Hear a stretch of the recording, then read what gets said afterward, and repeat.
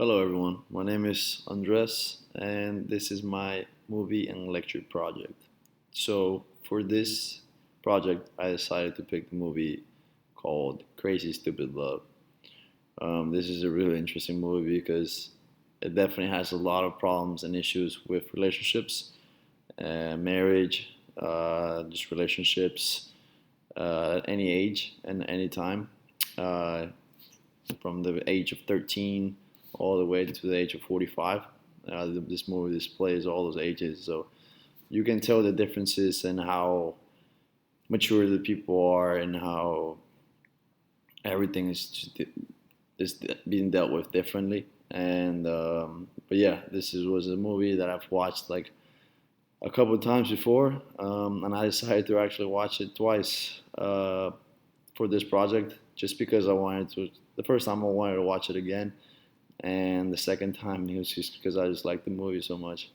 And yeah, um, it was good because I was actually dealing with something relationship problems and before, and I decided to watch this, and I don't know the whole meaning and the whole meaning of the movie just like it just makes you think about your relationship and with who you're with, and yeah, it's good thinking for sure. And so for this project, the five key terms that I decided to choose. The first one starts with the relational transgressions. Pretty much, this is when one person violates the relationship and it lets the other person in the relationship down. Um, this shows unfaithfulness.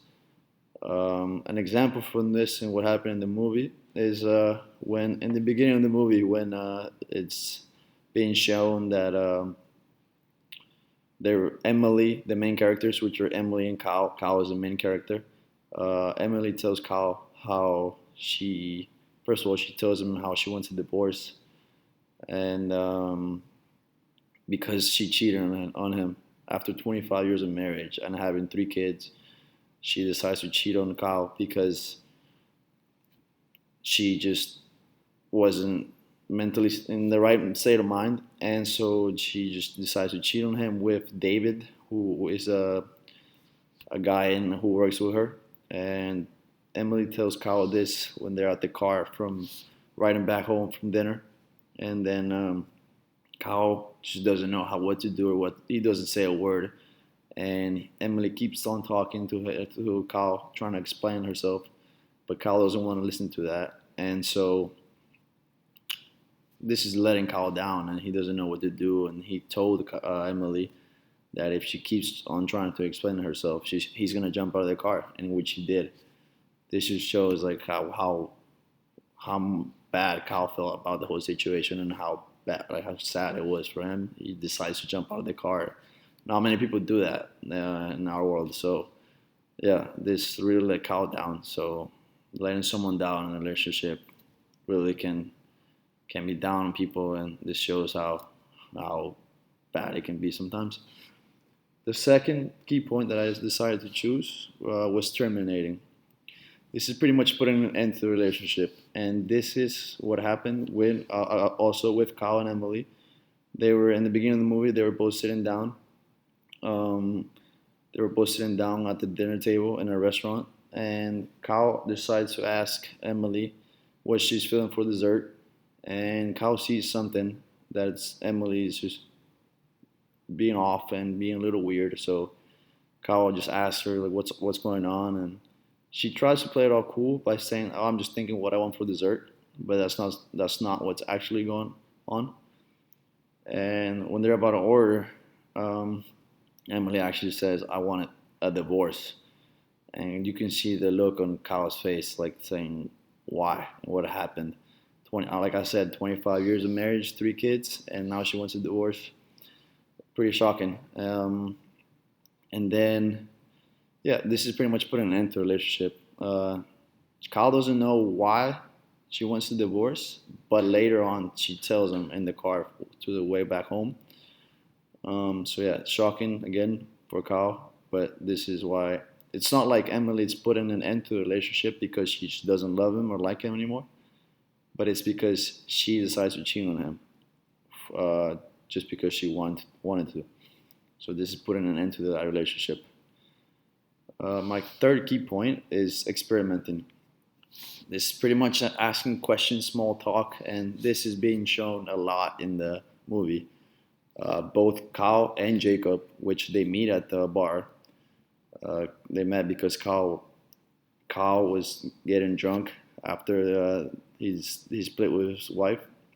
He was getting drunk, and he was getting very drunk to the point where he was talking to strangers and telling all the strangers how his wife cheated on him, stuff, and for this happened for 3 nights in a row. And then Jacob, who is a guy who is always talking to different girls and approaching women, decides to get close to Kyle and tell him that and show him that his wife left him because he left. He doesn't have that mankind anymore, which is like showing that you're a man and showing that what men do and how powerful they can be. So the small talk happens with Kyle when he first starts to approach women, and Jacob shows him this. He, when he if he likes a girl at the bar, he starts off by introducing himself, and then what Jacob taught him is that don't talk too much about yourself, but let the small talk happen, coming from the woman instead of yourself. And this is how the small talk happens. And yeah, and then pretty much how the small talk happens after that is that once you start talking to the woman, then you get to the point where at the end you're like, okay, do we want to get out of here? This is pretty much what happens in real life as well. So my fourth key point was instrumental support. This is showing support by doing tasks for someone who you care about. This has been shown a lot in the movie, by Kyle, by David, and by Kyle's son, which is Robbie. All of them bought flowers for the woman that they like. David likes Emily, and David is the guy that slept with Emily, and Emily cheated on Kyle with David. And David gets her flowers and walks her back home. And Robbie, the son, sees this, that Emily left the flowers in the counter in her house, and Robbie decides to write a love letter and take the flowers to the girl that he likes, which is Jessica, his babysitter. Robbie's 13, Jessica is 17, and he thinks that Jessica is her soulmate, but he doesn't really know much yet because he's a teenager, of course. But this is just showing that he cares, and that, this is showing support and showing them that they care. And my last key point was intensifying. This is the stage where people increase depth of conversation and reveal personal details about their life. And Kyle shows this, and Jacob as well. Kyle shows this to the first woman that he approached. He shows this because at first he doesn't know what he's really doing, or he doesn't know what to say. He's really nervous. And then he manages to tell her all about his life, how Emily cheated on him, how he has 3 kids, and how he wants to try and forget about Emily. And all that he can talk about is his personal life. And the woman doesn't know what to do, so he kind of feels bad for him, and then decides to go back home with Kyle. And then by Jacob, when he first somehow managed to get Hannah, which is Kyle's daughter, back home, that Jacob really likes Hannah. And then they're laying down in bed together, and then Jacob decides to ask Hannah if you can ask me about my personal life. And then Jacob tells her all about his parents, and then how his dad died when he was really, really young.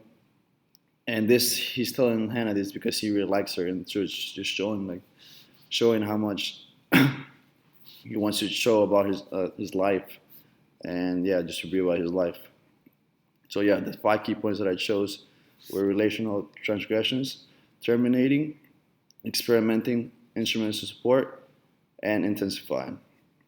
This was a really good project for me to do. It talks about a lot about relationships, and it really helped me a lot with mine, actually. So I'm glad I did this project, and I want to thank you.